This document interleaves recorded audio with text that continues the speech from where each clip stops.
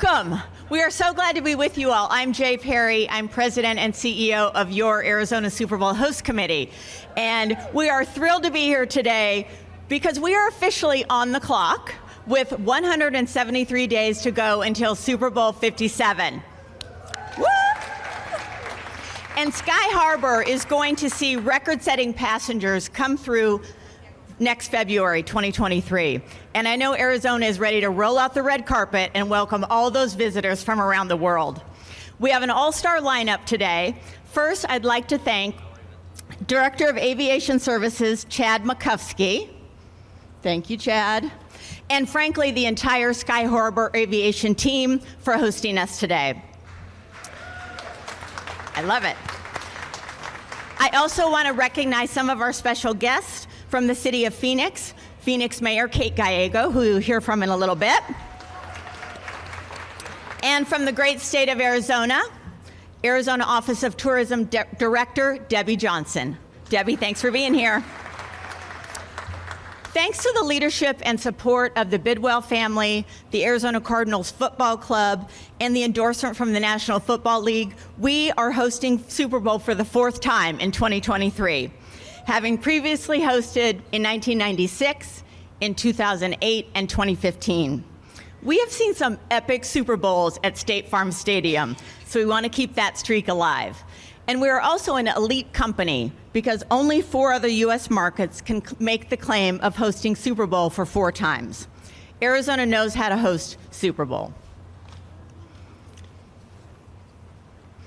Okay, let's see. What's going on? I was expecting a special guest. I don't see or hear my special guest yet. It was kind of a surprise visit. I can't tell. Oh. The official mascot of the Super Bowl Host Committee is back. Please welcome Spike. Spike, you're looking good, yeah. You are looking good and frankly better than ever. It'll be good to have you along the ride for the next 173 days. Let's go. Thank you, Spike. Okay, Spike always tries to steal the show, but it's my pleasure to welcome Super Bowl Host Committee Board Chair David Rousseau to the stage. David's day job is president of Salt River Project, the power and water company. Please welcome David.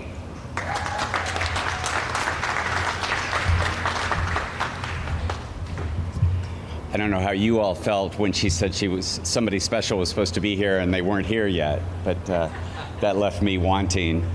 Thanks, Jay. This is our 2nd Super Bowl working together, and my father used to have a favorite expression where he'd done something and he probably wasn't going to do it again. He'd say, I've done it twice. We would always question him, and he'd say, no, I've done it my first and last time. And I think Jay Perry, who you just heard from, is the reason that it was an acceptable or plausible notion to turn around and do this again. And I think what I want to do a quick run through of the stats that came out of last time's game in 2015 to kind of set the stage for what the opportunity and the scale of that opportunity is this time. One was, and again, for the media that's here, you can appreciate this. I think there were 5,000 media credentials issued for the 2015 game, Super Bowl 49. There was an economic impact that ASU's business school confirmed of $720 million just from incremental spend around the game from out-of-town visitors. So $750 million. We and the NFL partnered on a $2 million legacy grant program that we're doing again this time, but for the nonprofit community last time. There were 1 million people in downtown Phoenix enjoying the festival, which was Super Bowl Central, and will be at Hance Park, and you'll hear more about that later. We also, because of the desire to have this be a lasting impact, we hosted, in conjunction with the Commerce Authority and the McCain Institute, we hosted 50 CEOs from all over the world that had business interests in potentially locating or expanding industry and enterprises that were already here in Arizona. And again, that's going to have a lasting impression and impact on our economy, and there's lots of examples of that in the community, all of which will happen again in a greater proportion, which left me, and I hope hopefully many of you, as a native, feeling proud to have been from here.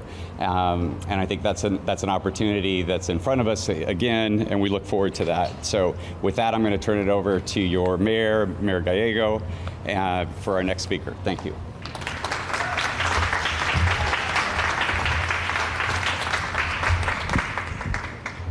Super Bowl season in Phoenix starts today. We are so excited to unveil the countdown clocks at Phoenix Sky Harbor. Everyone who comes through the airport will get to see how the Super Bowl is coming right away. We at the City of Phoenix are preparing. We are excited. I am thrilled to be here with my council colleagues, Councilwoman Betty Guardado and Councilmember Carlos Garcia, who are here.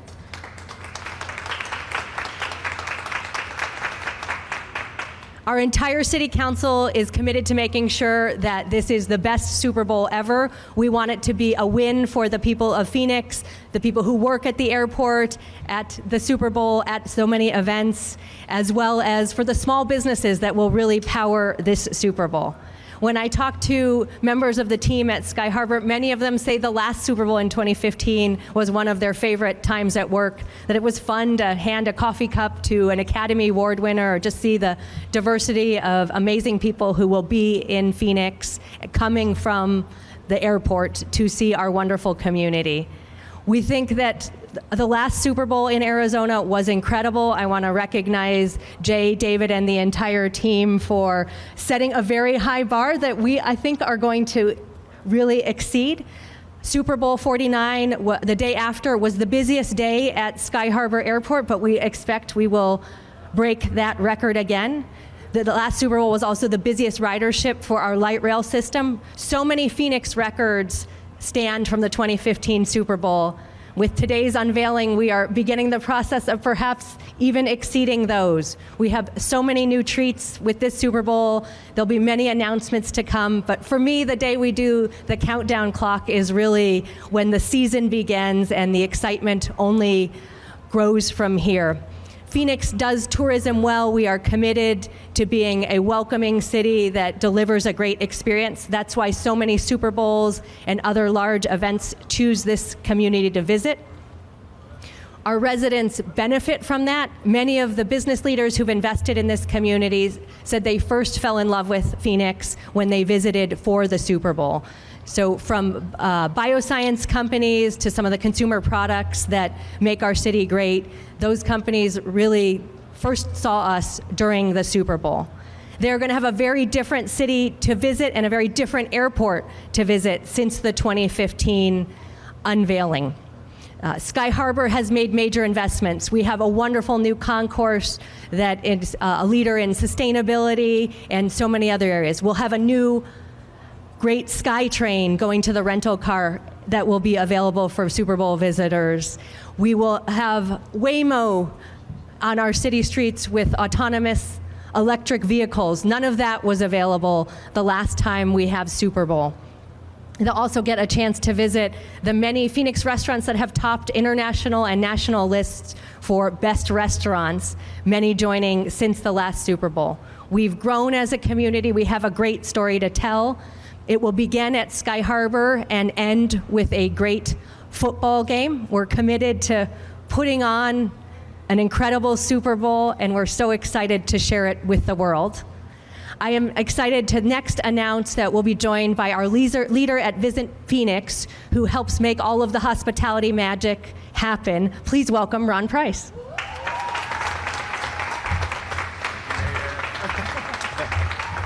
Let me raise this up here. Thank you, Mayor Kate. Appreciate you tremendously. And I got to say, we are so excited to be here today. I got to tell you, over the weekend, I had the opportunity to be in Nashville and at a conference, and had the opportunity, like I've had in the last several months, speaking to a room full of meeting planners, conference organizers, travel trade media. And part of my pitch every time is we're on the clock. And it's exciting today to actually be here, and you'll see in a second, Visit Phoenix is literally on the countdown clock. So I'm very excited to be here today. But for us, Super Bowl means a lot more than just hosting a game. There's only a handful of events that we can say that are on the world stage. Super Bowl is one of those. Millions of people around the world will have the opportunity to see Phoenix, the greater Phoenix area, get a feel for what it's about. Like Mary said, a lot of those people that will come here will choose to stay here, bring the businesses here. So a major impact, more so than just hosting the one event. And for us, it gives us a great opportunity to tell what is special about Phoenix and the greater Phoenix area. From our downtown that is so rich and vibrant and growing, to our urban areas. Some of the best known resorts in the country are right here in Phoenix. Over 200 golf courses and spas are right here in the Valley area. So with that, we're so excited to roll out the red carpet to welcome all these new visitors and new companies into the area. As you all know that you live here, Phoenix, I would say we would all believe that this is the best place to live, work, and enjoy life. And I got to tell you, I cannot wait till next February. We're able to let those bright lights of the Super Bowl shine on us. So with that, I'm going to hand it back over to Jay Perry. Thank you all so much. Excellent. Well, thank you all. The moment you've been waiting for, we are going to unveil the official Arizona Super Bowl 57 countdown clock. So I'm going to ask everyone to join me on stage. And 5, 4, 3, 2, 1.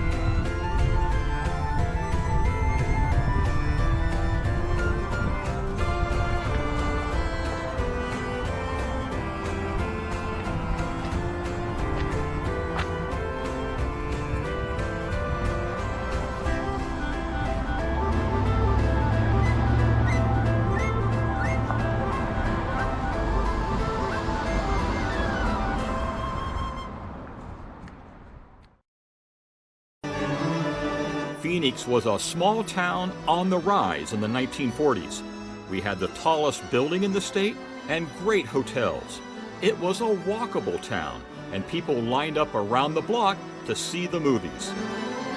One of the grandest theaters in Phoenix was the Orpheum. To see a show, you bought your ticket at this booth in front. On February 20th, 1943, 17-year-old North High School senior Esther Robart was working the ticket booth.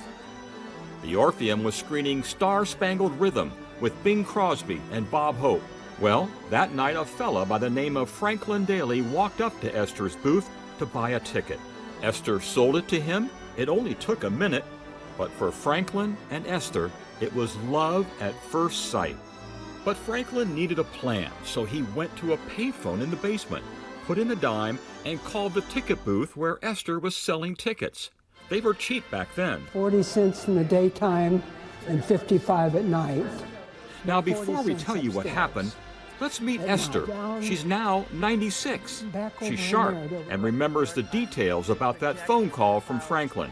So when he called and he said, "Do you remember this guy in a gray uniform?" And I said, "Sir, I do not remember anyone that comes in that door." And then I thought, uh-oh, I remember him. And I said, wait a minute. And so he grinned and I grinned, and that was it. Well, Esther and Franklin hit it off. He called her Babe, and she nicknamed him Twink. They soon got married. Franklin became a Phoenix firefighter, and the couple raised 4 kids, and they spent a great life together in Phoenix. Now, since that fateful night when they met at the Orpheum, almost 80 years have come and gone. Well, this is, of course, all changed. Franklin passed away in 2000, but as you can see, Esther, just like the renovated Orpheum Theater, is still going strong. Recently, Esther's children asked the Friends of the Orpheum Theater if she could come back and see the beautiful spot where their parents first met, and a private tour was arranged. Oh, yes. The tour lasted about an hour, and Esther told stories about what it was like living in Phoenix and working at the Orpheum before any of her guides were ever even born. And the Orpheum historians learned a little more from her about the iconic building they love and worked diligently to preserve. But from here on, it looks kind of the same. As they left, Esther and her kids walked the sidewalk in front of the Orpheum, where Franklin waited to buy his ticket back in 1943. A little sad that he couldn't be with them, but happy too, knowing the building that is such an important part of their past is still standing today.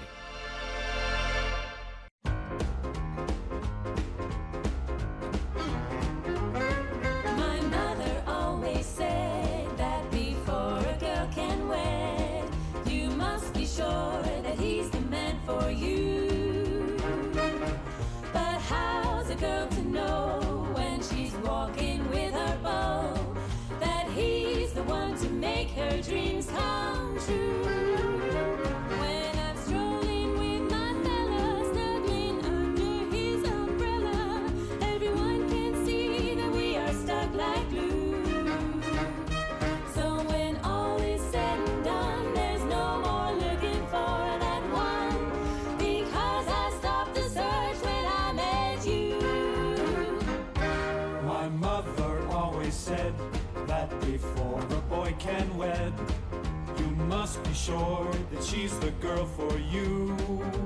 Always said, what's that? Before a girl can wed, you must be sure that he's the man for you. I'll say, but how's a girl to know when she's walking with her beau that he's the one to make her dreams come true? When I'm strolling with my fella under his umbrella, it's plain to see that we are stuck like glue.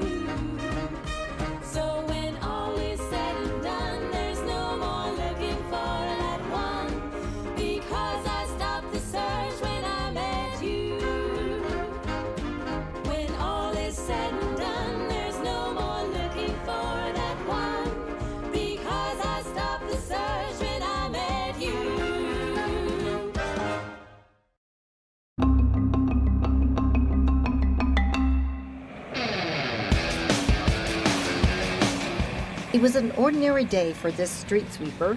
What happened next brought two strangers together in a unique bond of kindness. My wife parks her car that she drives to work in front of the house, came up, parked. We went out a few minutes later, saw that one of the tires was dramatically flat with a hole in the side of it. We don't know what caused it. Said it's something to fix. However, because of some prior medical issues, I'm limited in how much I can lift and bend over.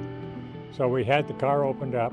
We were taking everything out to get ready to do the job, not quite sure how to do it. Enters broom operator Lewis Marshall. What does a street sweeper have to do with this story? And the person who came by, saw what was happening, wanted to know if he could help, and I just told him I had a little trouble lifting. Could he help me with that? He parked, set everything down, came over and said, just watch, and he did the entire job himself. Pleasant the entire time. And I was done. I said, what can I do for you? And he said, absolutely nothing. He said, I'm glad I was able to help you. The Good Samaritan was a city employee, broom operator Lewis Marshall, and he cleans Phoenix city streets. This is the Elgin Broom Bear. This is a street sweeper. This is what we do.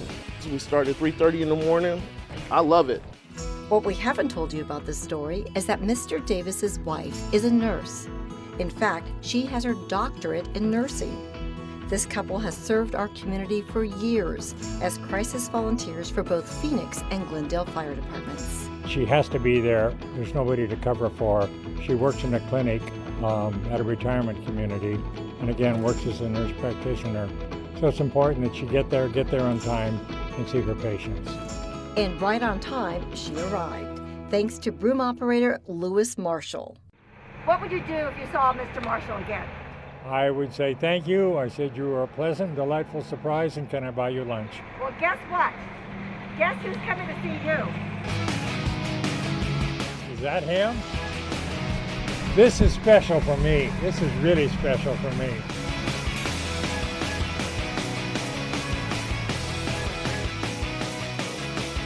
I did it just out of the love, It was just a helping hand.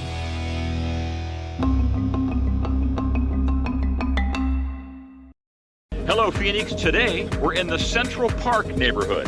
This close-knit neighborhood is located south of downtown. Residents have lived here for generations. Drive through to see the nice older homes. And this is Phoenix's Central Park. That's the Carver Museum. The Central Park neighborhood is a colorful spot with a lot of character in the shadow of the tall buildings of downtown Phoenix.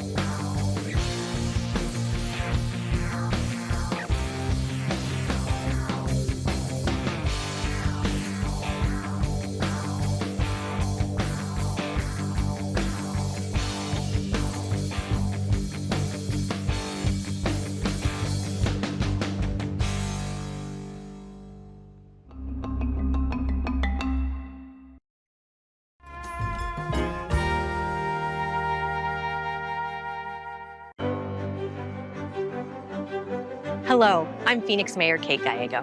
What if I told you that the cure for cancer will come through Phoenix, Arizona? I believe that it will. Nearly 20 years ago, the City of Phoenix partnered with business, education, science, and medical visionaries to make a substantial investment in the medical and biosciences. Today, our life science leaders are driving translational discovery, which is also driving our tremendous growth. There are many reasons Phoenix is the fastest growing city in the United States. Our commitment to growing a strong, diverse economy, our support of entrepreneurial ecosystems, and our unparalleled quality of life. But as you're about to see, it's also an investment we made 20 years ago that is paying off handsomely today. We believe Phoenix is the new land of opportunity. We invite you to join us. There's something happening in Phoenix. It's groundbreaking, it's life-changing, and it's driving tremendous growth. Many factors have helped elevate Phoenix to the 5th largest city in the nation, but none has had greater impact than a field that has led to transformative thinking in genomics, precision medicine, molecular medicine, cancer and rare disease research, bioscience. It's driving translational discovery and Phoenix's rapid ascension.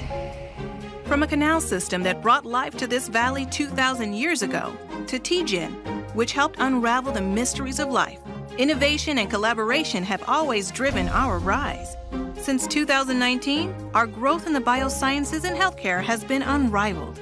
In that time, we've added millions of square feet of biomedical space, billions in capital investments in primary facilities, creating thousands of new jobs. That places Phoenix in the nation's top 5 for emerging life science clusters. The home of Phoenix's translational discovery is the Phoenix Biomedical Campus, or as we like to call it, the PBC, a thriving 30-acre center of bioscience research, education, and urban life in the heart of a bustling downtown. Our welcoming culture of bold thinking and inspiring teamwork was born in 2002 with the International Genomics Consortium, IGC, and the Translational Genomics Research Institute, TGen, an affiliate of the City of Hope, a partnership that has spawned more than 25 companies and thousands of medical breakthroughs, including Ashion Analytics, Paradigm Diagnostics, and Viomics, which are now a part of Exact Sciences, along with Caris Life Sciences and Vidium Animal Health, all play critical roles in precision medicine. Exact Sciences has a growing presence on campus. So does NIH's National Institute of Diabetes and Digestive and Kidney Diseases main research facility. The newest addition to the campus is 850 PBC, a 227,000 square foot fully lab-enabled building designed for bioinnovation and collaboration.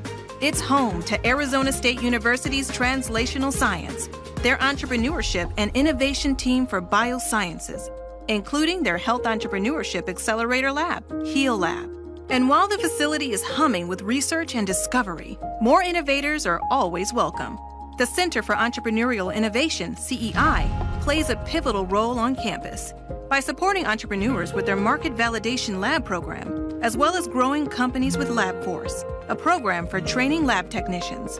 Education is a critical pillar of the PBC. All 3 of Arizona's public universities have schools on campus for medical education, research, and collaboration.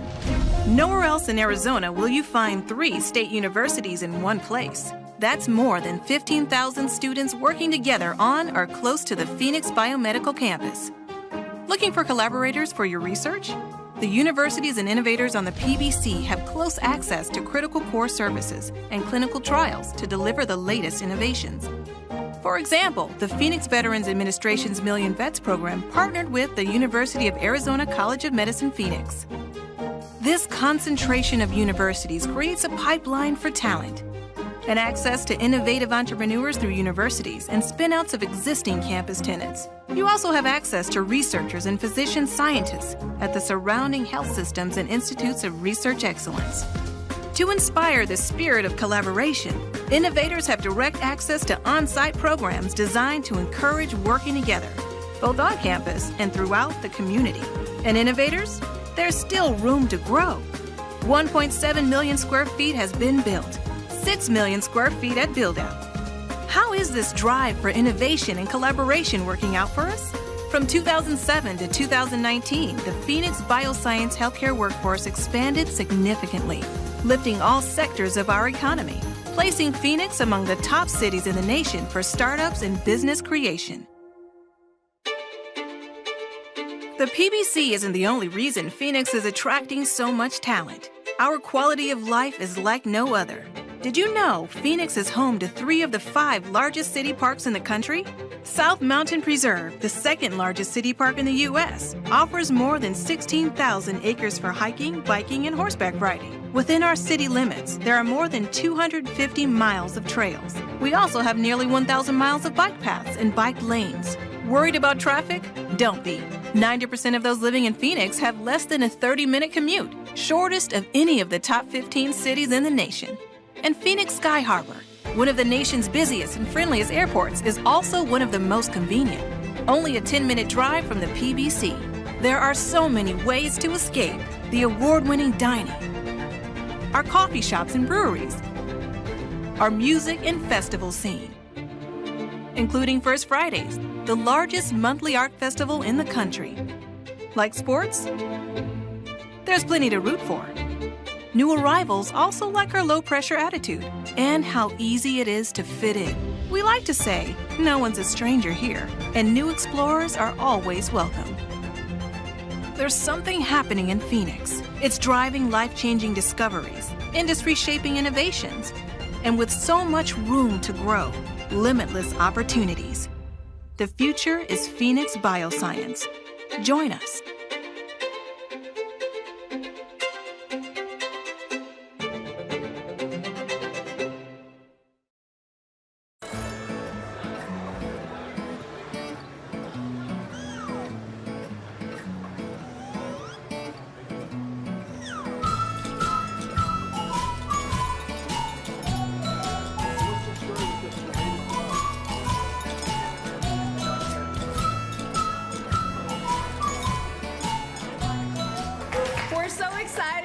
So many amazing dogs and their handlers be a part of our volunteer system here at Sky Harbor. As America's friendliest airport, they offer such a unique experience to our travelers, and we just can't say enough good things, and we thank them all for being here to be a part of this. This program originally started in September of 2017. We survived the pandemic. We have offered so many unique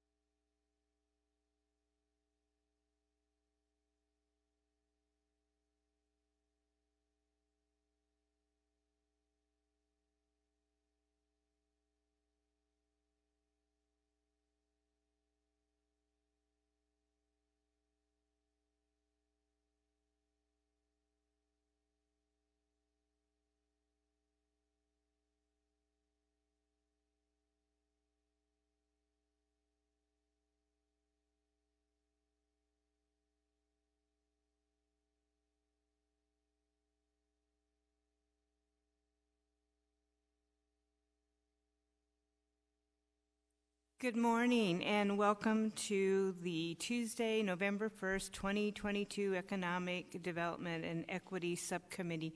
The chair is on her way, but we're going to go ahead and get started. So I'm going to call the meeting to order, and we're going to turn to the city attorney as he explains public comment.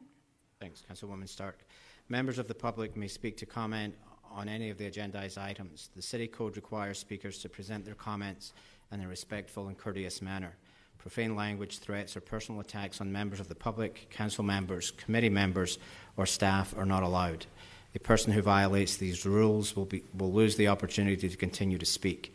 The committee and staff cannot discuss or comment on matters relating to pending claims or litigation. Thank you. And then if we can introduce our interpreter.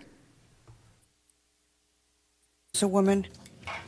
My name is Carmen Cota, and I will be providing interpretation for all Spanish-speaking audience. Please give me a moment while I introduce myself to them. Buenos días, mi nombre es Carmen Cota. Yo les estaré sirviendo como intérprete esta mañana. Muchas gracias. Thank you, Councilwoman. Thank you, and good news, our chairwoman is here, so I'm going to turn it over to her. We're, I think, ready for call to public. Yes, call to the public. Vice Mayor, we have no speakers this morning. Okay, we'll move to item 1, government property lease excise tax policy. Vice Mayor Pastor and members of the subcommittee, here today we have our Community and Economic Development Director, Christine Mackey, and Zandon Keating, who is Deputy Economic and Development Director, also in CED. We were here before you on October 26th, and we gave a presentation and had general discussion on the GIPLET, and based on that feedback, we're here today to follow up with that discussion and also possibly take action on this item. So with that, I'll turn it over to Director Christine Mackey. I do have someone that is in support of this item. Do we let them go first, or? Vice Mayor, if you would like to take speakers first, we can, or we can take, okay, we will do that. Is Ryan Boyd on the line? Ryan, please Morning, proceed. yes. Can you hear me? Yes, we can. Thank you. Perfect. Thank you, Madam Vice Mayor, members of the subcommittee. Ryan Boyd at 1069 West Taylor Street. Here in support of the GPLEC policy. I think that is an important step here forward to really use one of the only tools available to the city to achieve some very important aims, both in the redevelopment areas and the central business district. Very happy to see kind of an expansion here. We really talked only about GPLETs in the central business district before, but it's a tool that can be helpful for addressing the affordability gap with housing. And that's something that we are very supportive of and really want to see addressed because we don't have a lot of tools to actually subsidize and incentivize below market rate housing.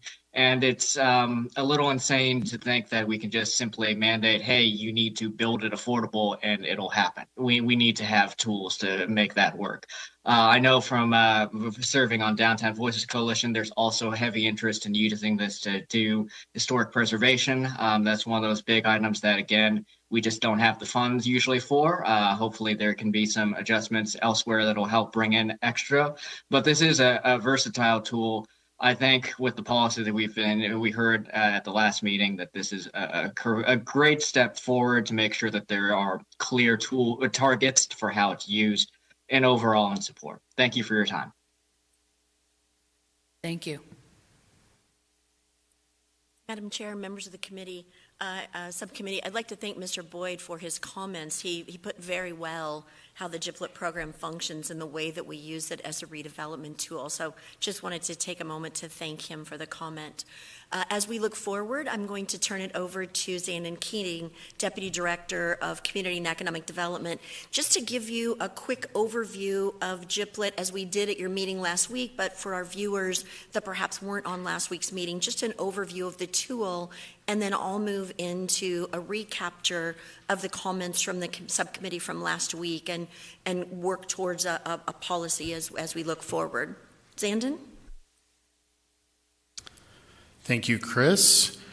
So we'll start off with just a quick overview, sort of a recap of what we talked about last time as far as what the tool is.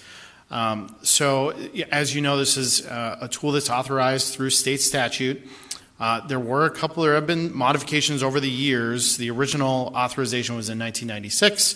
There's been significant modifications in both 2010 and 2017, and it really creates the ability for the city and other taxing jurisdictions to collect tax from private entities who are using government land or government property for their business. As you know, government property is not taxed, and so this creates that mechanism to make sure that they're paying their fair share as well.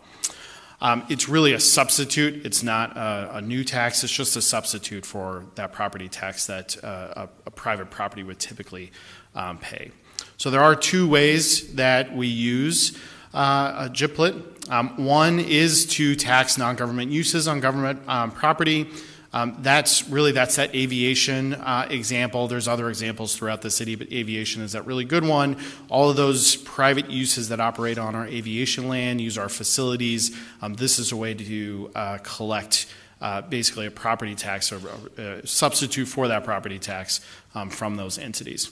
The other is as that redevelopment tool, which helps facilitate revitalization within those areas that are really strategic for the city to drive investments, our redevelopment areas. talk a little bit about the two types of incentives.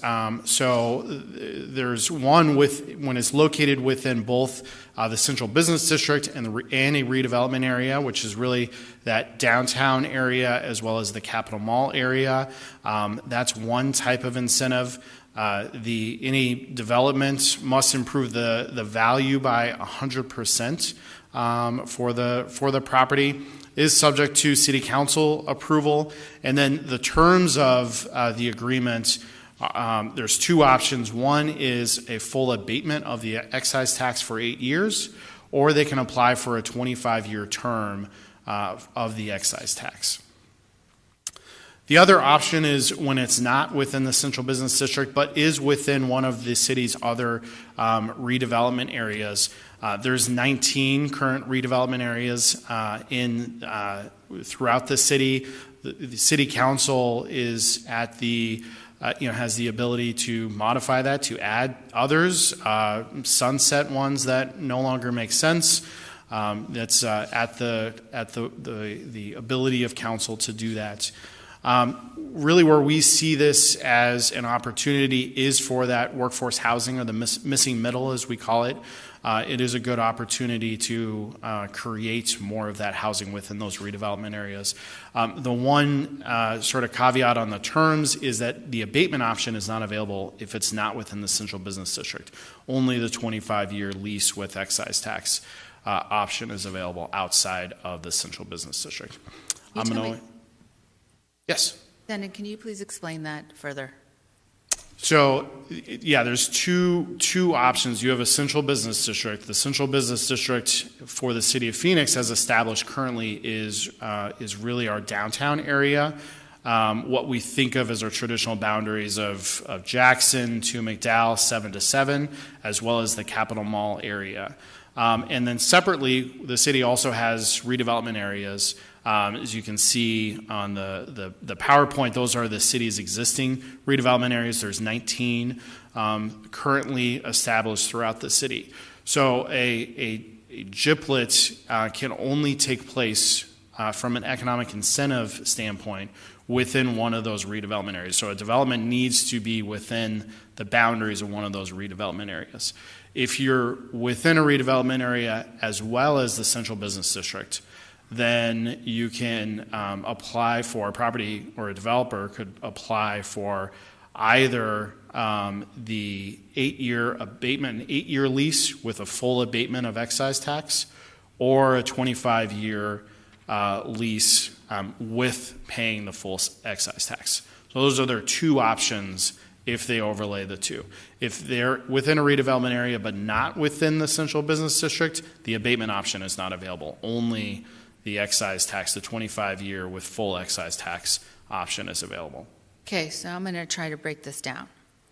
And I'm looking at the slide right now that is up. The government mall is in, I believe, the Central District. Madam Chair, that's okay. So the government mall is in the Central District. However, it's part of also the non-CBD or the 19 RDAs. Which one?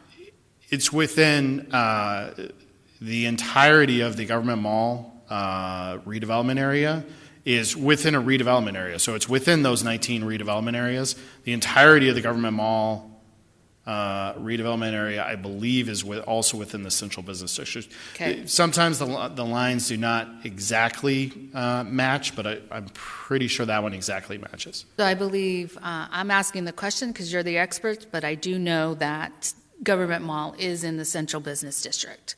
So that's correct.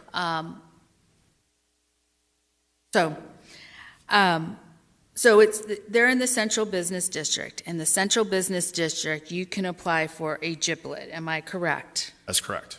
Okay. By being in the Central Business District, you can apply for a GIPLET. They're also, the government mall or that area is also part of the 19 RDAs. That's Okay? correct. Madam Chair, All that's right. correct. So am I hearing right here, they can either get they have a choice either doing the excise tax or abatement for 8 years. Madam Chair, that's correct.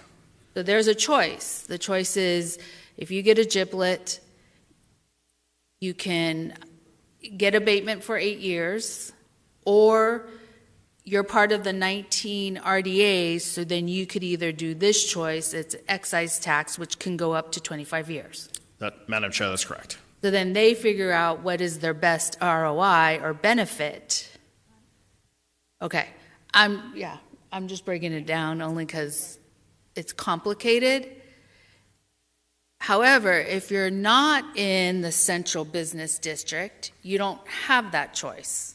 Madam Chair, that's correct. Okay, so that's what you were trying to articulate with, Yes. with the slide. So if you're in a redevelopment area like Target Area B, Sky Harbor, Metro Center, one of those other ones that does not overlap with the central business district, that is correct. You can only apply for the 25-year excise tax lease, not the 8-year abatement. Okay, can I ask, well, I'm going to ask, what is the benefit in being in a CBD? Is the benefit to determine if I'm going to do abatement or excise tax? Madam Chair, yes, it gives an additional option to a developer. So, I think depending on how those numbers work out, sometimes the 8-year abatement is more beneficial. Sometimes the 25-year excise tax is more beneficial to a developer or to a property owner. It really just depends on their development and how that works out, but it does give that additional option if you're within the central business district. And Madam Chair, if I could just add a little bit of clarification on that one. Sometimes in high-rise development, the land is so expensive, the cost of construction is so expensive, the development community finds it in their best interest to get these projects out of the ground, taking the 8-year abatement so they capture the benefit all up front when they're in their startup phase, when they're in their lease-up phase, when they're in the phase when they don't have more revenue coming in than they do over the 25-year excise tax period of time. Councilwoman O'Brien. And who made the determination that Central Business District has that option? But it's not available in the RDAs. Madam Chair, that was created by state statute and voted on by the state legislature. Thank you for that clarification. My pleasure. Councilwoman Stark? Yep. Just as a follow-up, there are areas that are in both, and so like Sky Harbor, it's in the CBD, but it's also not. The portion that's not in the CBD can only rely on the option that the RDAs have, correct? If you look at the map, there's like a sliver. Madam Chair, Councilwoman Stark, the CBD is not on this map. The CBD is only the downtown area and then the Capitol Mall area. There's no portion of it goes east of approximately 8th Street. So none of the Sky Harbor redevelopment areas within the Central Business District. We can provide a map at a later date. We just didn't have it in this PowerPoint. So just to clarify, because the map that we're looking at, it does have an area that is shaded with stripe. What does that represent? Yes, That's what's confusing. Yes. So the striped area is actually the new boundaries of the downtown redevelopment area. If you remember, in June of 2020, City Council approved a modified boundary for the downtown redevelopment area. That boundary overlaps with some of our former redevelopment areas, Sky Harbor being one of those, Government Mall, Hope 6, and a couple others. It did not modify our Central Business District, though. Thank you for that clarification. Yeah. So basically, the Sky Harbor piece to 16th Street is part of the 19 RDAs. It's part of the non-CBD districts. Madam Chair, that's correct. Okay. However, Government Mall is part of Central Business Districts. That is correct as well. Okay. My next question is, how large is our CBD? How many miles? Madam Chair, it's 1.6 square miles. So I believe last week we had this conversation, and I heard we can go up to 12. Is that wrong or correct? Am I correct or am I wrong? Madam Chair, that's correct. By state statute, 10% of your city can be within your central business district, which would be for us 12 square miles. So we can expand then our CBD. Yes, Madam Chair, that is correct. At the council's direction, we can look at expanding or modifying the boundaries of the central business district. Okay, for the committee, I would like to know how and where we can expand the CBD. Madam Chair, we'll be happy to prepare a report for you. There are 2 items that we'll need to look at as we look at that expansion. So remembering that the advantage to the central business district where GIPLET's concerned, it also still has to overlay a redevelopment area. And as you look at the map in front of you, you'll see that the redevelopment areas don't go north of McDowell. And the reason being is to be declared a redevelopment area by federal statute in Chapter 36, you have to meet all kinds of guidelines. 21% of the household income has to be below poverty. You have to have a 50% plus one that meets the slum and blight redevelopment statute. I'm looking at our attorney to make sure I'm not missing anything. There's tests that you need Chris, I understand that. Okay. I completely understand. We go by the census tracts and all the pieces.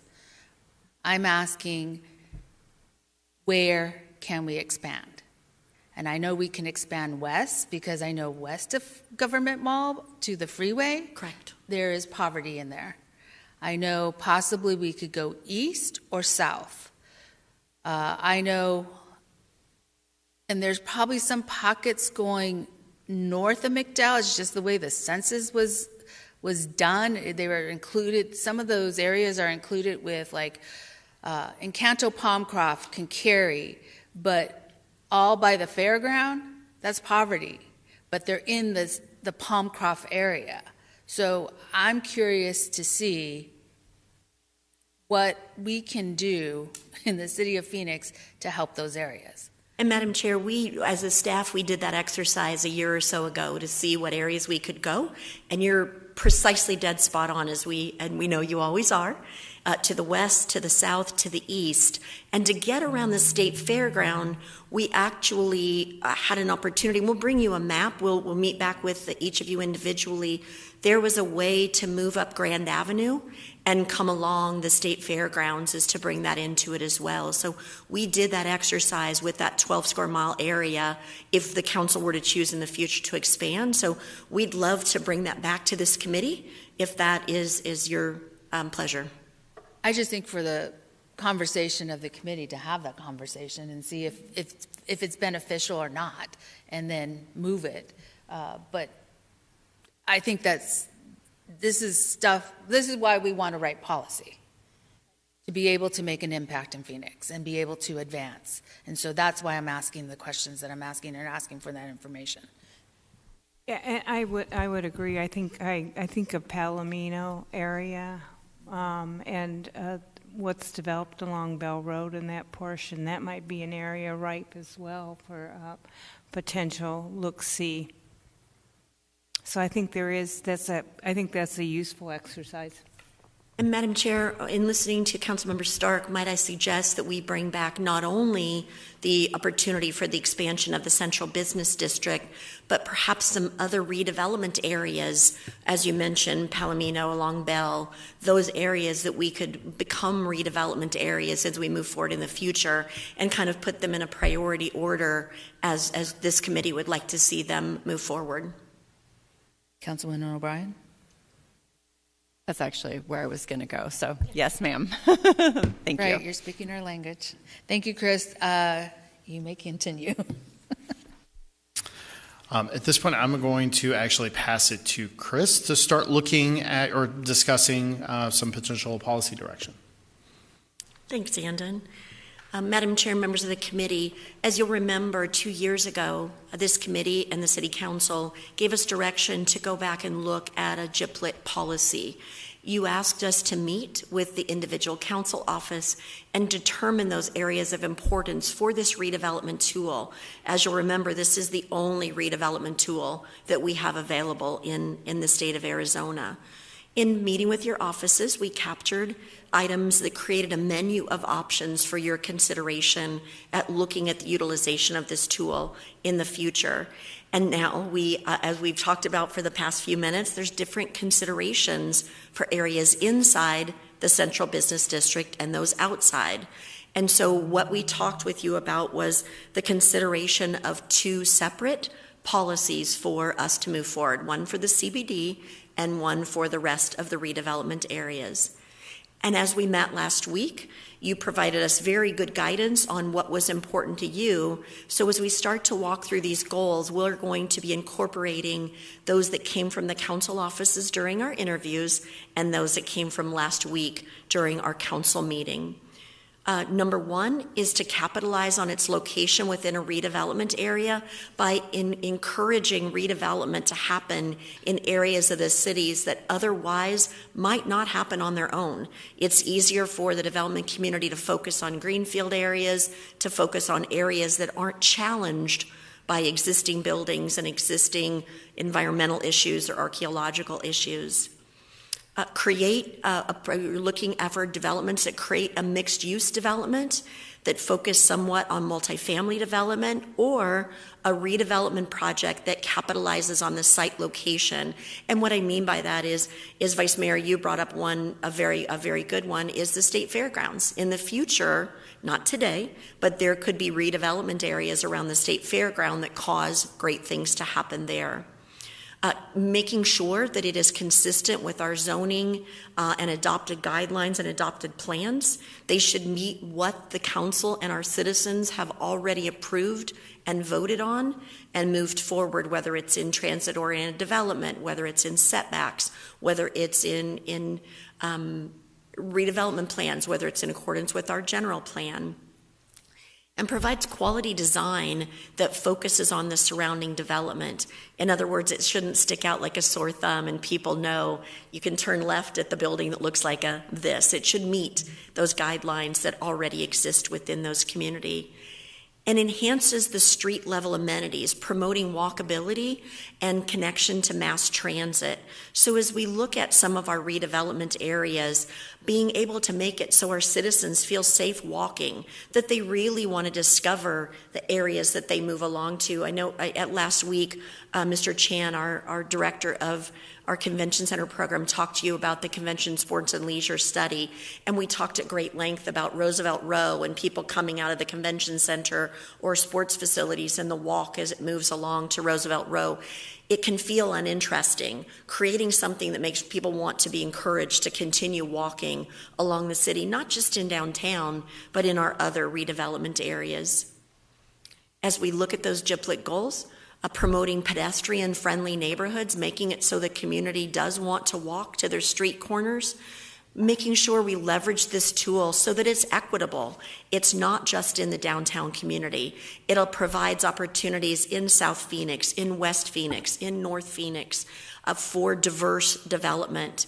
Focuses on promoting sustainability, buildings that are going to complement the city's climate action plan as opposed to hindering our climate action plan. Supports TOD development where applicable. There's some places where our RDAs exist that are not in TOD development. And then focuses on open space, which we'll provide more clarification to in just a moment, and public art and placemaking. Yes, ma'am. Chris, where it says promote pedestrian-friendly neighborhoods, what does that mean? Madam Chair, as an example, in a future redevelopment area, we might have a failed old retail development on a corner. Let's just, for grins and giggles, let's use 19th Avenue and Camelback. We might have an old development on that corner that it needs redevelopment. And right now, when you come out of the neighborhoods, you have to walk down the major arterials to get into that redevelopment. And for families, that doesn't feel very safe. You have cars whizzing by you on a constant basis. Instead, what if there were ways to bring in walkability behind the center and then making a main pedestrian path that came in so the retail center doesn't impede on the neighborhood and cause people to go into the neighborhood, but allows easy access for the neighborhood to come into the retail center without having to deal with the major arterial streets and our sidewalks. Or maybe the developer's required to now take those 6-foot sidewalks and turn them into 10-foot sidewalks so the community feels safe walking along those sidewalks. The reason why I'm asking is because we're having major conversations regarding what's considered pedestrian friendly, especially on our major roads, and really having the conversation of what do our setbacks look like. Because some of the zoning codes and ordinances are not, I wouldn't say not in line, but do not align to what we would consider or what others would consider pedestrian friendly, especially on some of the major roads. So when you take 19th Avenue and Camelback, I think of 19th and Camelback as a lot of traffic moving through. And even if we made wider streets, you're still on top of the road or the street. So what does that really look like? And what is the setback from there so that then it is pedestrian friendly and it is walkable? I think we're going to start to have that conversation, because there's several projects, I would say, in District 4 that I'm experiencing this, where I felt, okay, this is what the code says, this is what they're allowed to do. I can't really have any room of negotiation or be able to have some flexibility in this. And once it's built, it proved my point, and now I can't take it back. And so I think that's going to be another conversation. And when putting this on here, we're kind of saying we're blessing this, but we're not. I think we need to look at the code to really say, if you're going to get a giblet, this is what it's going to look like. Maybe for another zoning case, it's not that, but I don't know. That's the lane Councilwoman Stark drives in the sense of understanding that piece. And Madam Chair, to your point on the creating pedestrian-friendly neighborhoods, you're correct. From a zoning standpoint, there's no bite at that apple to make that modification. From a GIPLET development agreement standpoint, the council of the district could state what they wanted, and it would be incorporated as part of the development agreement to get the redevelopment tool to be able to be utilized. Good to know. All right.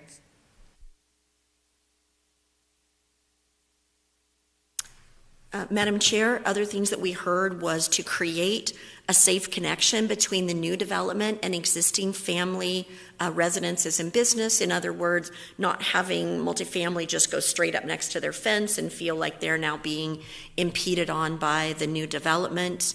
One of the areas that this council has been very thoughtful in using this redevelopment tool is in preservation of historic buildings.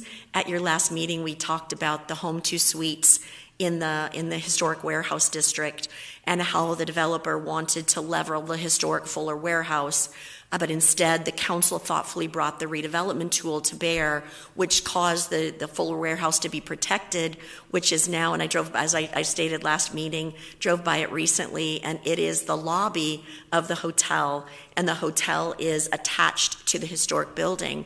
Without the tool, it was about a $2.6 million cost to the developer to preserve the building, to renovate the building, to repair the roof, and to also deal with the efficiencies that they would lose on the hotel.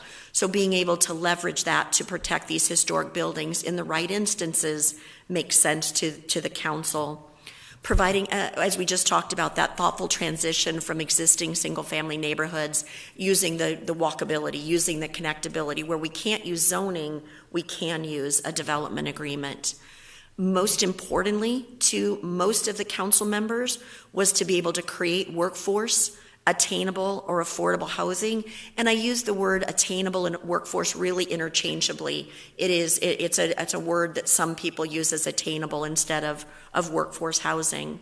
The other thing that was very important to nearly all of you was a meeting early on with the council district. In other words, don't bring a completely baked cake to you when we're done with it and tell you, look at what we're bringing you. You want to be involved very early in the process so you can share what's important to you and the development to make sure we capture that early on. So in that arena, Chris, I don't necessarily want a meeting with the council district. I want to know from the very beginning who is asking for it and why. So I don't know how we create a mechanism or a process where we know from the very beginning of what is happening, because we may not agree with the concept. And I always feel like these things are happening, and by the time the council is involved, my back is up against the wall. And then I get, oh, we have to do this today because the funding, And in all reality, being here long enough, it ends up not really being the case. So do we design it, or do we give a directive on just how we are informed from the very beginning? And Madam Chair, we could incorporate as part of the policy that the opening item of the policy that staff follows is, once we have a request, the very first step is a meeting with internal meeting with the city council, to be the council of the district, to share with you and get your feedback before we even have an initial meeting with the developer. Okay. Is that fine? Okay. Thank you. As we look at moving forward, as we look at our preferred projects, our items would be to provide public benefit. A public benefit would be captured in a development agreement. So, Madam Chair, as the discussion just took place of the fact that those areas where you wanted to have input as to how it's designed to make these areas walkable and connected to the community, that would be one of those public benefits. Whether it is a contribution to our workforce or affordable housing, whether it's a contribution to historic preservation, which we'll walk through those items in a minute, but they would be captured into a development agreement and enforceable up to and including termination of the GIPLET should the developer choose not to follow those items captured in the development agreement. You want projects that creates a minimum of 20% affordable or workforce housing that helps fill that missing middle. What would be the max? Like, could there be a zone like 20% up to 30%, or 20% up to 25%? Can we create a scale like that? And I don't know if we would go too far up. Madam Chair, I think what you could say is, because if we have a 20 to 30%, we'd have to know what needs to happen to get to the 30%. I mean, what benefits would happen by going higher? Now we don't want to put a cap limit on it, because we do have some that, as we look at the missing middle, as we look at the other redevelopment areas, they may be coming forward with 100% of their project being in workforce housing, which I think would be of great benefit. So I think if we look at 20%, and X would happen at 20%. And I think what we could do is we can maybe incorporate into our policy that it's a minimum of 20%. And part of that initial work with the council office, you can tell us, here we can share with you, here's the numbers, here's the project, here's what's happening, here's the benefit of the property, and you can kind of guide us. I'd like to see 30% in this one. And then staff takes that back, not the council district. And Vice Mayor, members of the subcommittee, to add to what Director Mackey has just stated, when we came before you on October 26th, that was part of the feedback that we heard from you, specifically Vice Mayor, of that minimum 20% requirement. And so by stating minimum, it at least gets that in there as an option. And then as Director Mackey said, it also gives that flexibility that when we have that initial meeting with the council office, you can also provide further direction as well. But listing it as a minimum, it does give that flexibility if you want to go higher.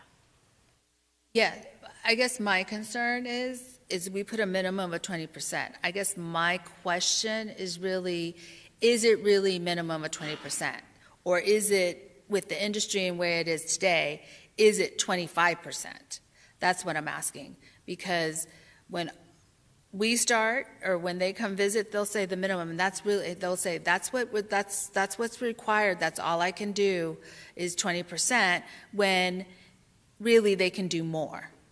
So that's kind of where I'm trying to figure this piece out, because they are getting a benefit, and then the public benefit for us would be to maximize our percentage.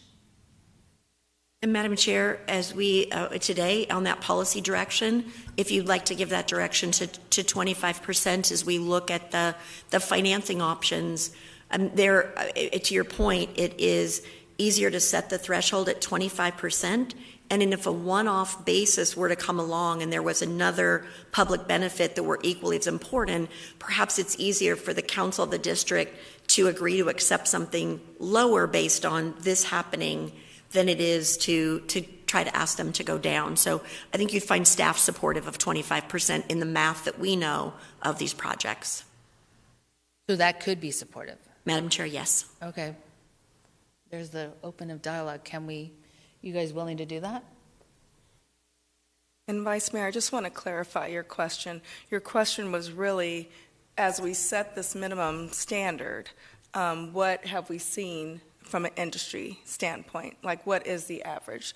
So, and what's the standard? And being realistic on that. So if the standard is 20%, then okay, 20%. But if it's actually 25% or even higher, then that's what you want that minimum level to be. So that's where we would really look to our subject matter experts, Director Mackey and her team, to say, okay, based on what we know and the research available to us, what would that minimum be? And Correct. What would we be comfortable with? And Madam Chair, it so differs across the entire city and the type of construction that's being used. So the standard that we see across the industry today is 10% is workforce housing, and that had been the council's previous requirement as looking at a utilization of the GIPLET redevelopment tool across the city had been 10%. And in our interviews with the council, it was important to the council to move that up to 20%. Now, we do have an option that we talked about last week, you're going to see next. If the developer sees that minimum of 20% or 25% is not an option for them, that it's not financeable for them, there is an either or at the city's sole discretion that you'll see in just a moment. But as we look at other areas outside of the central business district, as we look at areas in District 3, in the older areas of District 1, in the older areas of District 4 and 5, and the other council districts, a good portion of what's being built it still does meet the workforce standards. When you're looking at the older areas but new greenfield development, it meets the 80 to 120%, but on the top end of 120% in 20 or 25% of that project being in workforce housing. In the downtown area, it would be very challenging for that standard to be used with high-rise construction. And the cost of construction in Type 1A construction to meet a 25% requirement for development in this area. But as we've talked about, projects that are solely high-rise residential today have proven themselves. They aren't an area that staff feels we need to support today. And you'll see in our policy that we've captured from council and from this committee and from staff's own expertise what we think would be a good place to go forward in our policy. So staff, as we looked at industry standards, felt that 20% was an area starting at as our minimum threshold, bringing it up from the 10% and moving to double what that was to be able to ask for that for the redevelopment tool. Councilwoman O'Brien. Yeah. Director Mackey, does increasing the minimum, so what I've heard you say is that the industry standard right now in the Metro Phoenix area is 10%. And so the recommendation in front of us is double that. But if we increase it additionally, do we stand a chance of folks not wanting to develop in our redevelopment areas and choosing to go to the other cities around us? Madam Chair, Councilwoman O'Brien, they will look at their return on investment as they look at redevelopment, and each site is so different in our redevelopment areas. Some you'll have environmental issues, some you'll have demolition issues, some you'll have archaeological issues. So you could have a developer who says, it just doesn't work, my financing doesn't work with my bank if this happens. One thing that could be considered by this subcommittee that could potentially not put us in a box today and let us gradually increase in that amount is I might suggest that the subcommittee look at a 20% policy today with the direction to staff to come back in 1 year and to come back every year to look at those industry standards, so it isn't just a tool that you approved in 2010 and it's still in place in 2022, but annually to have direction this time annually to come back and give a full report for guidance and update for the metrics for utilization of this tool. I like that suggestion because my concern is I don't want them to take the housing to other places. I want to make sure we are opening the door here. So thank you. I appreciate that. I agree. I just wanted to know what is the industry doing? But we got to where we needed to get to, so yeah, that's the direction. Thank you, Madam Chair, very much. We're looking for projects that assist with historic preservation. As we know, these historic buildings are near and dear to all of us. They're part of the fabric that sets Phoenix apart from some of the newer cities. They're part of what makes Phoenix attractive to our companies, to our citizens in relocating to Phoenix. So projects that assist with historic preservation, that creates or maximizes public parking. And what I mean by that is instead of the city having to build additional public parking or to leverage our lots for public parking, each project could incorporate 20 public parking stalls or 30 public parking stalls or leave the ground floor available for public parking. But that nod to capitalizing and maximizing on our public parking opportunities. And we heard loud and clear from you last week, creating true public open space. And I'll go into detail on what staff took away from that. So in other words, not something that says that it's open space, but nobody really knows it's open space. You don't know that you can use it. You don't know that it's not restricted just to the development. And I'll go into extensive detail in a moment there. And then encourages redevelopment of retail and other community amenities. And what I mean by that is we've got some older shopping centers in your districts that are seas of surface parking. There's surface parking that I would argue that in my entire career, maybe my entire life, some of those stalls have never been parked in. How would you leverage those to make them more attractive to bringing in our citizens, to bring in residential opportunities or new commercial redevelopment opportunities? If we focus on the central business district, that we continue to follow the policies of creating density in downtown that are called for in the general plan as voted for by our citizens and the strategic downtown plan, provides for urban retail. We used to have lots of retail in the central city that is slowly but surely going away, encourages it to come back. So our patrons and citizens that live in downtown Phoenix or the Midtown or the Warehouse District or Grand Avenue can shop here. To help, as we had the long conversation about at your last meeting, helping to create and drive that entertainment district that you provided us guidance on moving forward with the plan of an entertainment district in downtown, but one that helps benefit small business. It's not just for big developers, that small businesses would benefit from this redevelopment tool is here. Again, as we talked about, focus on sustainability, and in the future, an eye towards new high-rise office development in the future when the timing is right, not today. On affordable and workforce housing, a designation of a minimum of, and the direction from your discussion, a minimum of 20% of workforce units as workforce, and we will now based on council's direction, add to the policy to bring that back at this time of year on an annual basis and look at best practices and the industry standards. Or some of you shared with me that workforce housing, you're more interested in market rate housing. And the reason you're more interested in some areas of your district in market rate housing is your existing citizens want retailers that either don't have the density to come in today or the average household incomes aren't supported by the existing community. So by bringing in market rate housing, you'd bring in higher wage median household incomes to help drive those retailers that the citizens have been very clear as to those that they want. So if you wanted market rate housing in your district and not the minimum of 20 units of, and each one is a case-by-case basis, in a redevelopment area, not in the central business district, the developer would deposit 150% of the taxes otherwise that the city would have collected for the finished project into the Affordable Housing Trust Fund or another public benefits fund at the direction of the council office. As an example, some of you need improvements to your public parks, some of you want shade on your bus structures, some of you want wider sidewalks, more enhanced landscaping, and you would provide guidance and direction through the council as to how that money would be spent.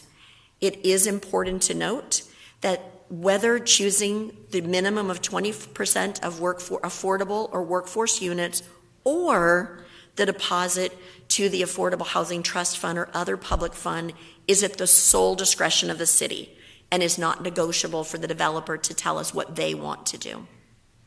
Can I ask one question? Yes, please. On the designation of 20% of units, how come that's not affordable or workforce? Madam Chair, it is my fault. It meant to be affordable and workforce. If I could provide one point of clarification, as you know, I try my best never to mislead you. When we're looking at affordable housing, governments that build affordable housing, it is automatically tax exempt. It's automatically on a GIPLET, as we don't pay property tax. And most of our nonprofits, like Native American Connections and others, also are in a tax classification where they do not pay property tax either. So it would only be in rare instances where affordable housing would benefit from the GIPLET, but the tool would be available. I don't think unless I'm mixing it up, and Titus, you're here, but there's two different categories in the federal government. It's workforce, and I want to say the affordable. There's two different pieces on how we identify this. I don't know if you guys can clarify that. Madam Chair, I'll give it the old college try, and then I'll look to Director Matthew to make sure that I did it correctly. Workforce is 80 to 120% of the area median income. Affordability, where you would see government subsidy that comes in to help those projects, is 80% and below, with the most need being 60% and below of affordability, meaning that the average household income in our projects would be below 60% of the area median income. Okay. I'm only saying that because I'm sure many of us have several cases, and what the conversation is, oh, I'm providing workforce housing to teachers, firefighters, da-da-da-da. Well, we need that, but we also need true affordable housing. And so that's why I'm asking why 20% of the units are as workforce or affordable. And I think that's the term, but I'm not sure. Madam Chair and members of the subcommittee, so from a housing perspective and federal government, we only deal with affordable housing. That's 80% of area median income and below.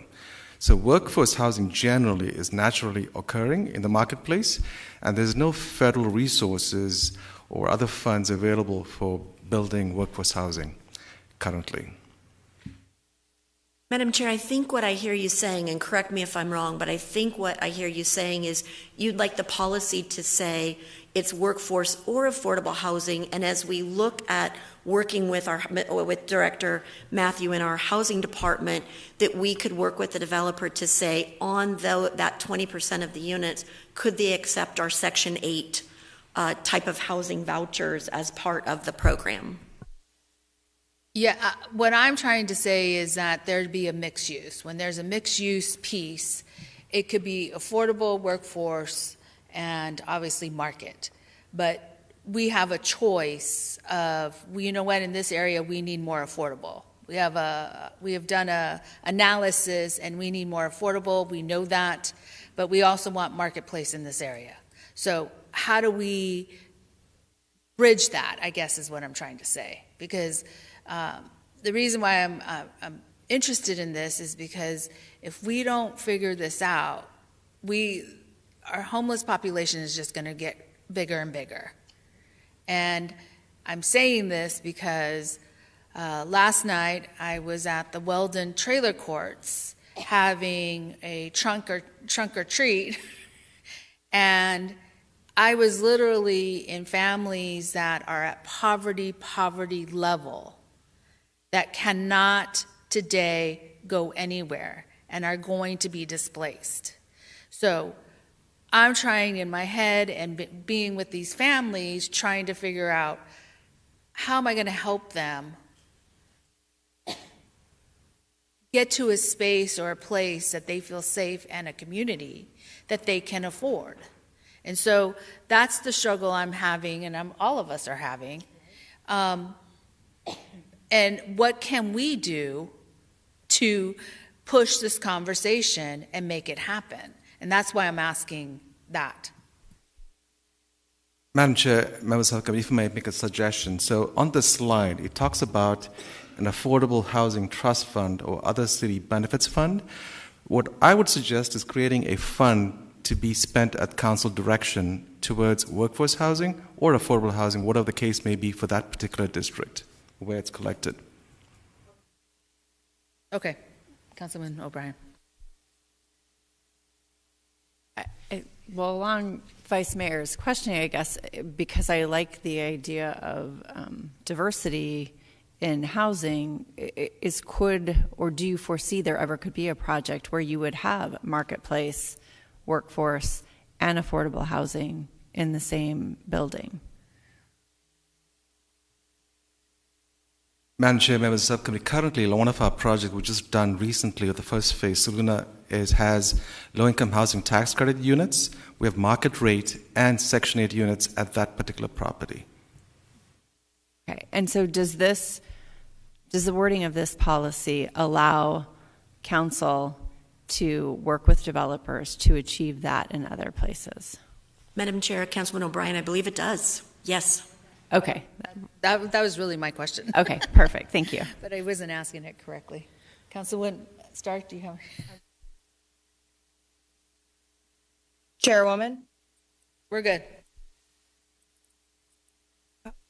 Vice Mayor, I believe that may be Councilwoman Ansari speaking up. I'm sorry. Online. I thought no, it's okay. I thought it was staff calling me. Go ahead. Just get some clarification on the proposal that was just made about. I couldn't tell if it was referring to two separate funds, and then you mentioned for the district. So I just wanted to understand what you meant by that better. Madam Chair, Councilman Ansari, I think what we meant was that is the existing fund, whether it's into the city's affordable housing trust fund, could be for a contribution to affordable housing or to workforce housing at the council of the district's direction as to which would be utilized by our housing department to build.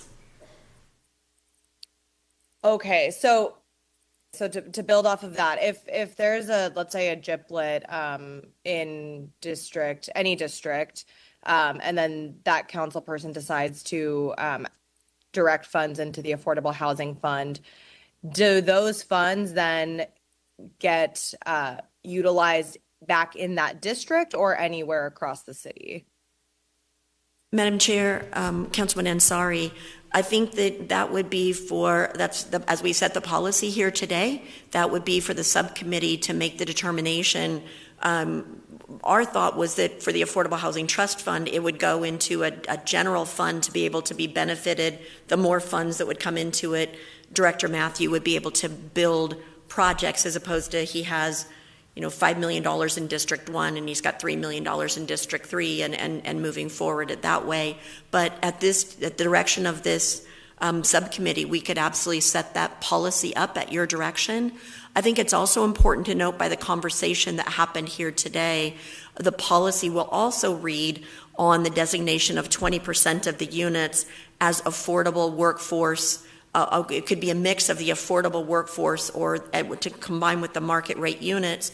In other words, if Councilwoman Stark were to come to us and say, this is the area they want a GIPLET, but I'd like to see 10% of these units as affordable and 10% of these units as workforce, that's what we would go back. So I think it would be a combination not just of the deposit, but actually of the 20% of the units as well, as to whether the developer also combined the low-income tax credits or the Section 8 vouchers or a different type of stack of the different programs that could be available in each of the projects. Okay, I see. I just needed the clarification. I think it's absolutely fine for it to be a citywide fund and not, I think not per district, but just benefiting the entire city. Thank you. Thank you. One more slide. And then as we look at the benefits fund, not the Affordable Housing Trust Fund, but if the council of the district were to say, I'd like this one, my community wants all these things to happen that we don't have a city fund for today, such as park improvements, bus shelters, landscaping along streets. I'd like it to go into a benefits fund. That one is by each of the individual council districts for you to use for public improvements in your district. It was very clear from our last meeting that the activated ground floor experience be true activated ground floor experience with commercial, retail, restaurants, and community space.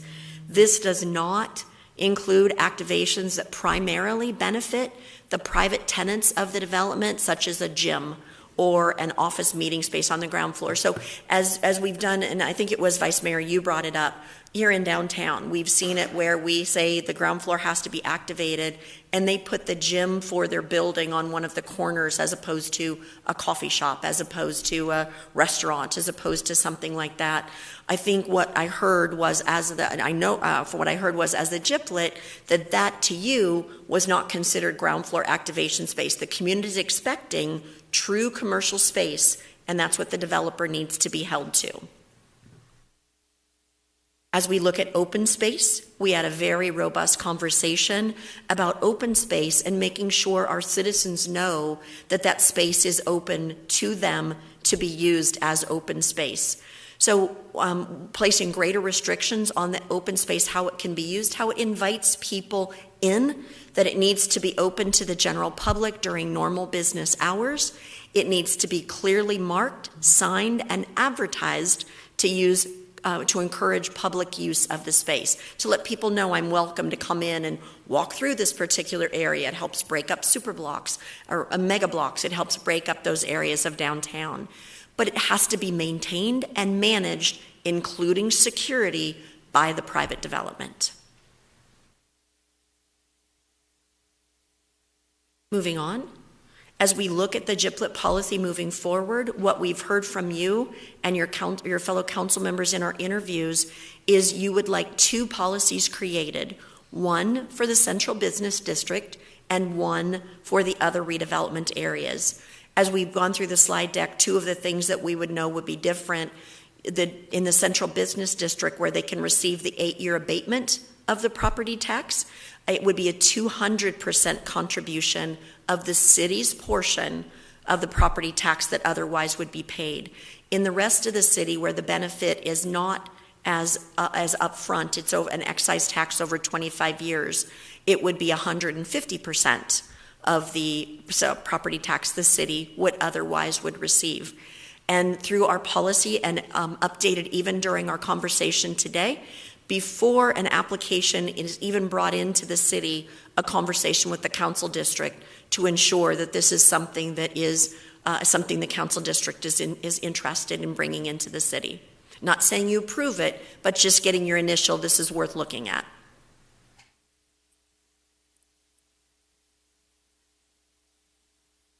And the primary use would be to cause redevelopment around the city and to help solve the ongoing housing crisis that's existing in Phoenix and in all of Arizona and around the country. I guess I just, no, go ahead, finish. And of course, follow the goals as set forward by City Council. It's actually more of a comment, and I do want to thank you, Madam Chair, for taking this issue on. I know that in the past we have been criticized for the use of our G-plats, and that I think having a good policy and looking at the two areas, really then we can start to look at it in a more meaningful way. And when we use G-plats, I think having this policy will really give us the direction, and it will also help us with discussions with the public, trying to understand why we use G-plats. So I really do thank you for putting this policy together. And again, Madam Chair, thank you for asking staff to tackle this. I think it's well worth it. I feel very comfortable with this. I know in the past it felt like we were using them here, there, and everywhere without a lot of thought. Now we really have a process where we can dig into the issues and make sure we're using our G-plats in a meaningful way. Thank you. Councilwoman O'Brien. Thank you.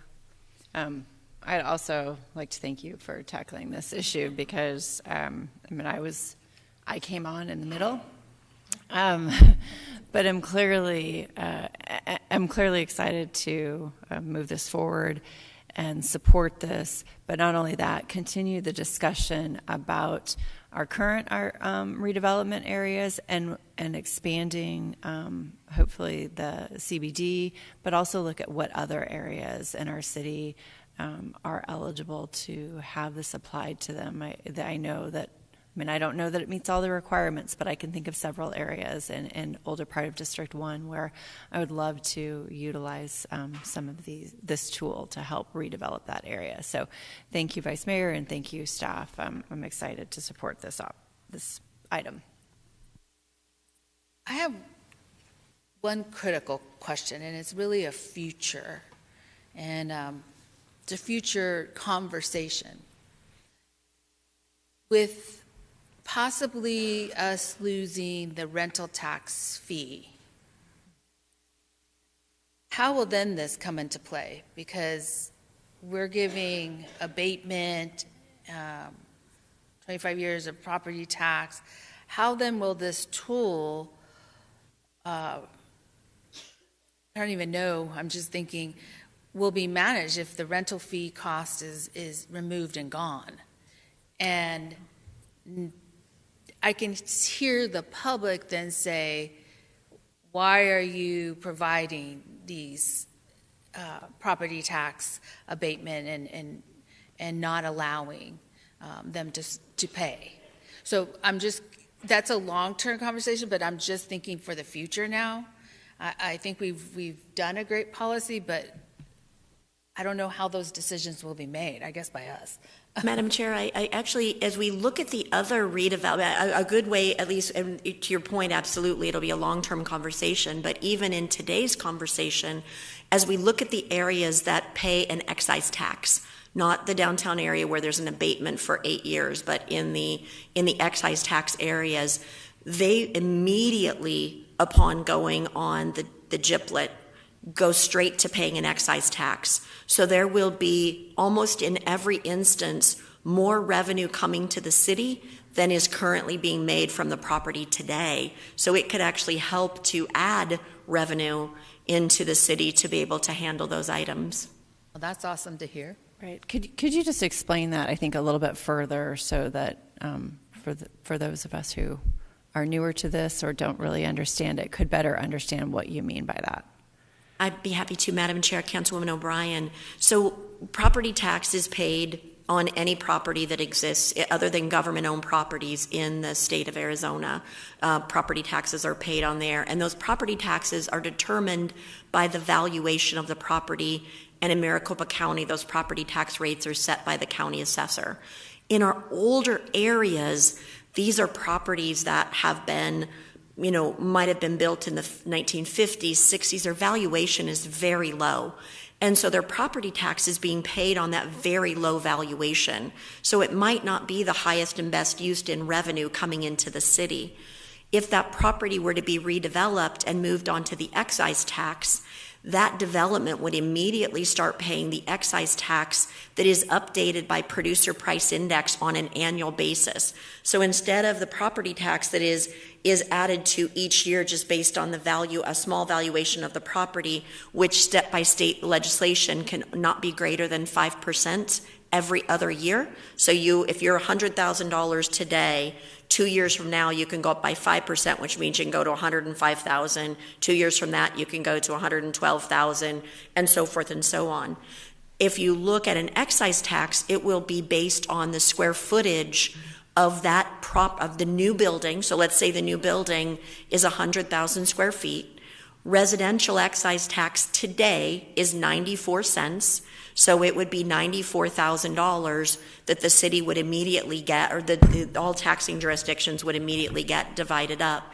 But then it goes up by producer price index. So every year that the index goes up, that 94 cents goes up. I'm using multifamily. There's one for hotels, there's one for retail, but I'm using multifamily. Goes up by the producer price index, and it can never go back down again. The statute is written that way. So it would, in nearly every instance, you certainly wouldn't tear down a brand new building that's paying current property tax. That wouldn't be beneficial. But these older areas where these buildings could be, 40, 50 years old, and they're old inline retail centers, they're paying a nominal amount in property tax today. So our school districts are the primary beneficiary of a GIPLET, would get more revenue coming in, and the city is the secondary beneficiary. Wonderful. Thank you so much. I appreciate that. Thank you, Vice Mayor. So we need a motion. Yes, ma'am. Staff would recommend the city council, the subcommittee move to the full city council the policy as presented and modified before you today. So moved. Second. I have a motion and a second. All those in favor, please say aye. Aye. Any Aye. nays? Oh, thank you. Any nays? Motion carries. We're next to item number 2, fiscal year 2022-23 Bioscience Healthcare Strategic Initiative. Chris Mackey is here to present, and so does Claudia Whitehead. Madam Chair, thank you again. With me is Claudia Whitehead, who is the program manager over biosciences and healthcare, the strategic initiative here on the Community and Economic Development team. We are here with you as we come forward annually to provide you an update on our biosciences and healthcare activity, and to also talk with you about the benefits of the strategy that you approved last year and the $105,000 that you had approved last year, and again request a fund moving forward for our strategic initiative. And as I said, with me is Claudia Whitehead. She is going to walk you through what we have accomplished over the last year and seek your guidance moving forward. Claudia?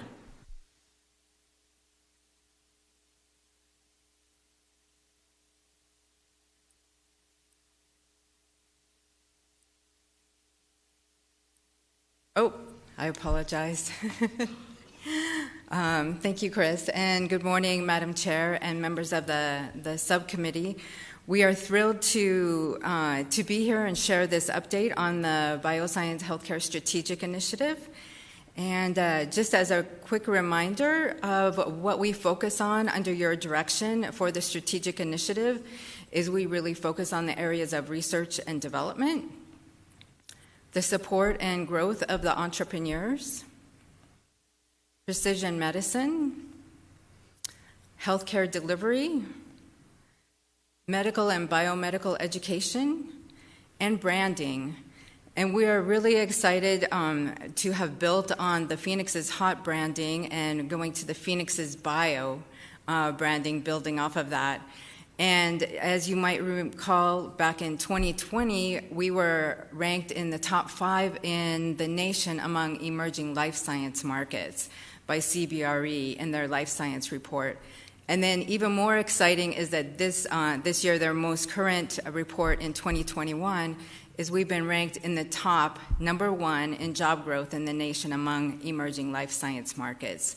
So it's wonderful to see this recognition of Phoenix and the growth of our life sciences and healthcare industry. And under your leadership, it has led to exciting results. And the first one to update is more than $3.7 billion in capital investment has been invested since we've started this strategic initiative under your direction. And that has been invested in more than 5.7 million square feet of primary facilities within the city of Phoenix, creating more than 9,000 quality jobs for Phoenix residents. And in the past 12 months, there's been just great announcements that have occurred with the growth of some of our great companies, such as the Core Institute. They continue to expand not only in their research, but their specialty hospital, and really being nationally ranked for the care and advanced treatments that they provide. Mayo Clinic is undergoing their largest expansion in their history, where their campus will be more than 3 million square feet. And then at the end of 2021, they just purchased 225 acres to create the Discovery Oasis around there. So really going to be another great area of the city for destination in innovation and healthcare. The Ivy Brain Institute, or the Ivy Brain Tumor Center, is undergoing an expansion right now at the Dignity Health St. Joseph's Medical Center campus, and that will create the largest translational discovery center for really getting drug treatments to patients that suffer from glioblastoma, so brain cancer. So they are the largest in the world, and so that's right here in Phoenix. And Caris Life Sciences, they underwent a large expansion alongside of Bristol Myers Squibb. They broke ground on their biologics manufacturing facility. And then we're really excited about the relocation of the headquarters for Title 21 Healthcare Solutions.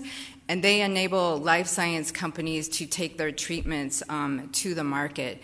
And so they relocated here from Silicon Valley. So they have just really loved being here in Phoenix. So it's really exciting time in this industry, and really due to your support and your initiatives and leadership in this area. And so one of the things that we do to help elevate the city of Phoenix and what is going on here is that we participate in the largest global gathering of bio leaders. And so this year, we finally were able to return to in-person. And at the event in San Diego, more than 14,000 attendees were at the convention, with 38% being international attendees, representing more than 64 countries from around the world. More than 1,000 exhibitors were at the convention, with 103 domestic and international pavilions represented, including the city of Phoenix. We had a wonderful pavilion. You'll see a few pictures here in just a minute. And 43 startup stadium finalists competed on that global stage, and we'll go into that in a little bit too. And so Phoenix at Bio, by the numbers, just to give you a sense of some of the activity that happened at Bio this year, we had 52 delegates as part of our Phoenix delegation, representing 31 organizations that were there championing Phoenix. There was more than 300 scheduled meetings, but there was so many more spontaneous meetings that happened within the pavilion as well, with people stopping by. And identified more than 80 opportunities among our delegates, so collaborations, partnerships, leads, and investors. And 8 hot prospects And this is always a fluid number. Oh, sorry, 13. It was 8 last year. So 13. And as you know, this is really in relationship building as we attend this convention. And sometimes it's not even people that we directly meet. And so last year during the digital convention, we are currently working with a company that we hadn't met, but they had seen our presentation at BIO. And so we're working with this German company that we're hoping to announce by the end of the year their successful location here in Phoenix. We had 3 Startup Stadium finalists with 5 live presentations at the BIO conference, and great impressions, more than 1.5 million impressions via email, web, and on-site at the convention. And so this is just showing you the organizations that were with us at the convention. And to give a little bit of a face to the delegation that joined us, this is only half of the people that had joined us. And you can see the pavilion that we had. We really stood out, and we were really well placed with placement next to Bristol-Myers Squibb as well. So you can see our Phoenix's bio, and so we stood out with the orange. It was great. And we had more than 200 people attend our fireside chat at the pavilion. And it was the opportunity to highlight 12 industry leaders, so having these quick 4-minute snapshots of the innovations that they're advancing here in Phoenix. And the convention center had to kick us out because it was towards the end of the night, and everybody was just abuzz and connecting and really great conversations that resulted of that fireside chat. And then also just talking about the visibility at the convention, where I want to thank Visit Phoenix for their contribution. They provided us with the Phoenix Weekend Getaway for 2. So we had people coming up to the pavilion every day to enter to win that great prize. And then we had great signage at the convention center. This is one of the pillars with the City of Phoenix logo. And you can see this large acknowledgement of the sponsors at BIO International. And as you can see, there's a lot of great international recognized pharmaceutical and healthcare and bioscience companies. But you will notice that there's only one city on there, and that would be the City of Phoenix. So we're really proud to have that acknowledgement there. And then with Startup Stadium helping elevate the visibility and support of our bio entrepreneurs. And so we were able to kick off the Startup Stadium alongside of the science and technology minister from Taiwan as well. We had 3 companies that were able to pitch. They were selected as finalists. And this is one of those, Dr. Stull with BackVax. He's developing a vaccine against ear infections in children. So I think that there's a lot of parents out there really rooting for his success. And another part of our strategic initiative is the membership with the Arizona Bioindustry Association, also known as AZBio. And so each year we participate in the annual supplement that is featured in the Arizona Business Magazine with a full-page ad. And this also coincides with Arizona Bioscience Week. So it really shows our support and commitment to growing the bioscience industry. And this is also incorporated into the membership directory that all of the members have as well. So it's a life, or it lives throughout the year, showing our support. And part of our membership is also that we participate and have elevation of our visibility at the educational events and that happen throughout the year. And so it's a great tool to really showcase what Phoenix has to offer throughout the year, and including the White Hat Life Science Investors Conference that happened this year that brought more than 50 investors to the city of Phoenix. And with that, I'm going to turn it back over to Christine Mackey, Community and Economic Development Director, to finish off the presentation. So thank you. Thanks, Claudia. And Madam Chair, members of the committee, if I could just take a moment to recognize Claudia's hard work. She works diligently day in and day out. She's a one-woman show in getting the activity that you see in front of you together, and I could not be more proud for the opportunity to get to work with her every day. And there is not a bio company she doesn't know. There's not a hospital she doesn't have a connection with. There's not anything that she can't get done when you ask her to get it done. So I just wanted to take a moment to publicly recognize her for her hard work in executing the city's biosciences strategy. As we look at that strategy moving forward, last year you did approve $105,000 out of our biosciences fund. This does not come out of the city's general fund, but is instead paid for by rent that we receive through our bio fund on the Phoenix Bioscience Core. So first, we would ask for the same $90,000 again this year that we did last year to participate in the Bio International Trade Show and take the delegation along with us. And also again this year, $15,000 for our continuing membership with AZ Bio, which allows us those significant industry connections and networking and meetings. That happens. A lot of our work runs through AZ Bio. It's a very active organization. With that, Madam Chair, members of the committee, we do recommend that you move approval of to implement the fiscal year 22-23 Biosciences Healthcare Strategic Initiative, and also allow us to accept funds from some of our partners. And what I mean by that is, as we go to bio, we have individuals who will pay for receptions, they pay for some of our giveaways, they pay for different things that happen, and that allows us the opportunity to accept those funds in to offset our $90,000 cost.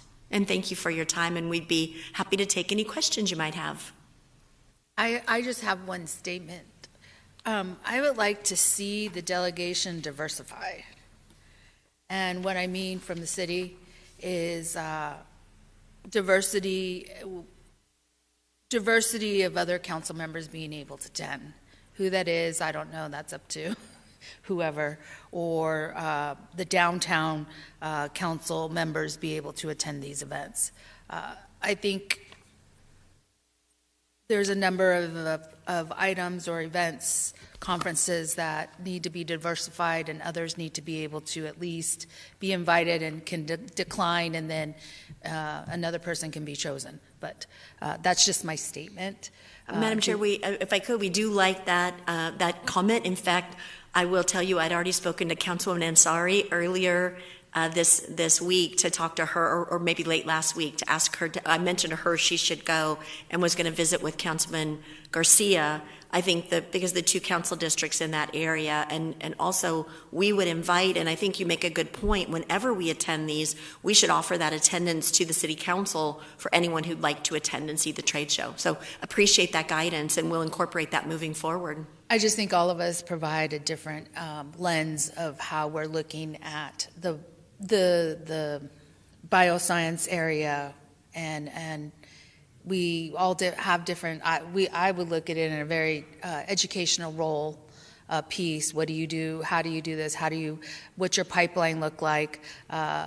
Another one will look at it in a very business manner oriented, and then a community piece.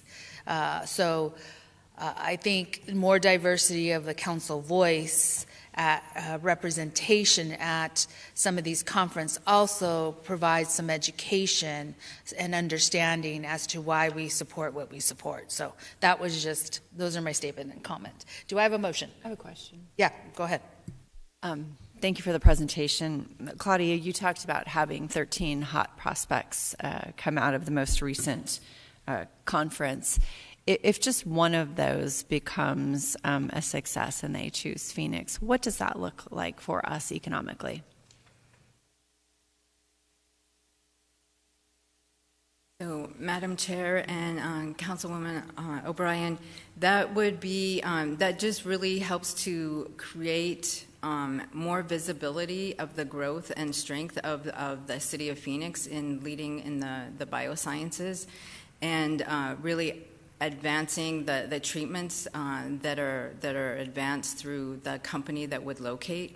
but also there is the economic impact as far as creating that quality jobs for our Phoenix residents, and also really showcases and helps to attract other companies that can further create more jobs and really advance more treatments for the public and for the residents. And so it really is this great synergistic realization of that economic impact for the city of Phoenix on creating those quality jobs and the investment into the city, and really helps to showcase Phoenix nationally for that choice of moving here. And Madam Chair, Councilman O'Brien, if I could put a finer point, you're a numbers girl like I am. And so if I get this wrong, please kick me under the table. As an example, the Bristol-Myers Squibb groundbreaking and expansion that Councilman Ansari attended with us a few weeks ago, I believe their capital investment is $500 million? $550. $550 million. So that's just one expansion of one company, to your point, as to the significant capital investment these biosciences companies make in a market. Excellent. Thank you so much. I move to forward the recommendation to City Council. Second. I have a motion and a second. All those in favor, please say aye. Aye. Aye. I hear no nays. Motion carries. Thank you.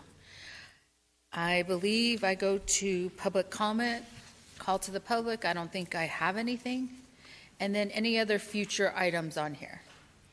Madam Chair, and you'll probably be doing this anyway, but Chris, maybe after the Super Bowl, if you could give us a debriefing, especially the contacts that you made with people that you're inviting to Phoenix to show them how great we are and the success stories I'm sure you'll share with us.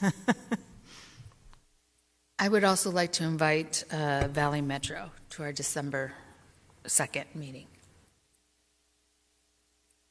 And it's regarding Super Bowl security, transportation, all the things that we need to do in the downtown area to help assist in order to have a very successful Super Bowl.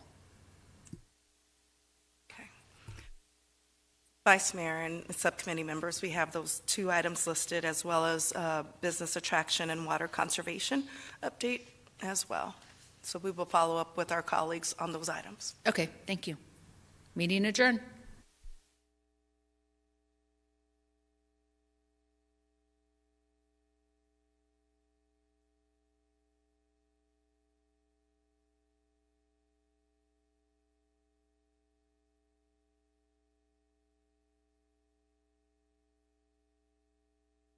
It's a maximum flow rate of about 0.4 gallons per minute. The regular flow rate is approximately 30 gallons per minute. This means it takes about 20 seconds to fill a glass of water as an alternative to a complete shutoff. The temporary low flow device provides just enough water for a customer to drink, flush a toilet, clean and cook. The device is installed by our staff and removed once the customer pays